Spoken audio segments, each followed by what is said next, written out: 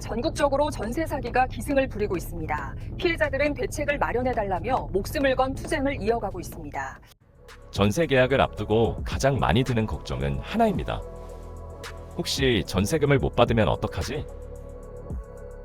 전세 사기 피해자 인정 건수는 누적 수만 건 규모로 쌓였습니다. 그런데 여기서 더 중요한 질문이 하나 생깁니다. 전세 계약 전에 미리 전세 보증 보험이 되는지 확인하면 문제가 없지 않을까요? 오늘 이 질문에 답을 드리겠습니다. 부동산을 전혀 몰라도 계약 전부터 가입, 그리고 만약에 상환까지 끝까지 따라오면 됩니다. 전세 보증 보험은 간단합니다. 계약이 끝났는데 집주인이 전세금을 돌려주지 못하면 보증기관이 먼저 세입자에게 전세금을 지급하는 제도입니다. 대표적인 기관은 주택도시보증공사, 서울보증, 한국주택금융공사. 이걸 한 줄로 정리하면 이렇습니다. 내 전세금을 개인 간 신뢰가 아니라 기관의 지급 시스템으로 옮겨놓는 장치라는 겁니다. 집은 마음에 들었는데요. 등기부등본도 어렵고 보험이 되는 집인지도 확인이 안 되는 상태에서 계약서를 쓰려니까 조금 불안하네요. 계약 전에 보증보험이 되는지 미리 확인할 수 있어야 하는 거 아닌가요?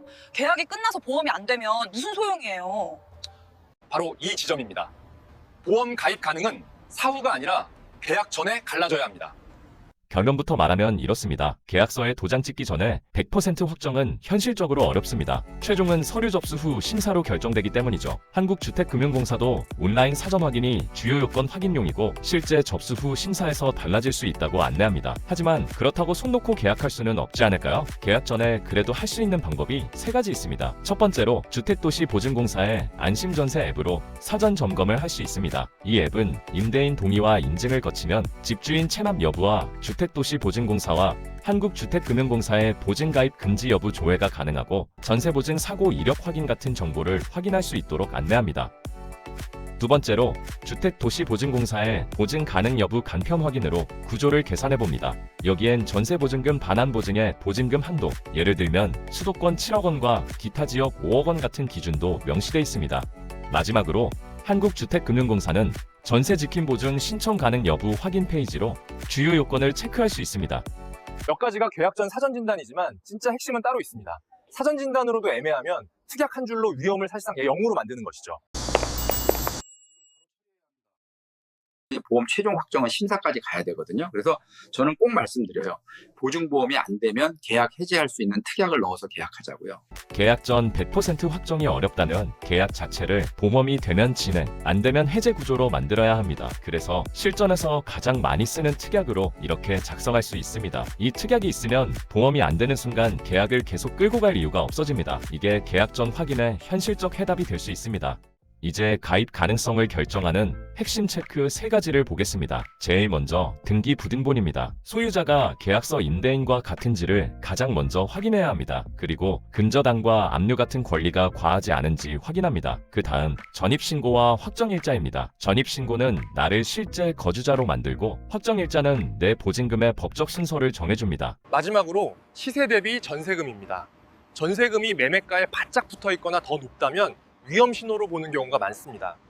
이제부터 가입 절차를 간략히 알아보죠. 첫째, 서류 준비입니다. 확정일자가 찍힌 임대차 계약서, 부동산 등기부등본, 주민등록 등본 등입니다. 허그에서도 공통 제출 서류를 안내하고 있죠. SGI 상품 안내에서도 확정일자가 찍힌 계약서, 등기사항 증명서, 전입 관련 서류 등을 요구하고 있습니다. 둘째, 기관 선택의 선택입니다. HUG, SGI, HF 중 내 상황에 맞는 기관을 선택합니다. 예를 들어 SGI는 상품 안내에 공인중개업소를 통한 계약이 조건으로 들어가기도 하니 이런 제약을 미리 확인해서 가장 적합한 기관을 고르는 것이 중요합니다. 셋째, 신청 접수와 보증료 납부입니다. 여기서 가장 많이 놓치는 게 신청 기한입니다. HUG는 신규 전세 계약의 경우 잔금 지급일과 전입신고일 중 늦은 날로부터 계약 기간의 2분의 1이 지나기 전 신청하도록 안내합니다. 그러니까 나중에 해야지 하다가 절반 지나면 선택지가 급격히 줄어들게 되겠죠. 넷째, 보증서의 확인입니다. 보증서가 나오면 반드시 보장 금액과 보장 기간을 확인하고 저장합니다. 이 문서가 나중에 분쟁에서 가장 중요한 내가 가입한 조건의 증거가 되기 때문에 찾을 수 있는 쉬운 장소에 보관하는 게 좋습니다.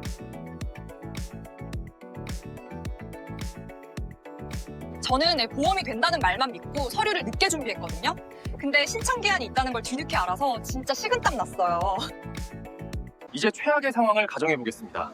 계약이 끝났는데 전세금을 못 받았다면 절차는 대략 이렇게 흘러갑니다.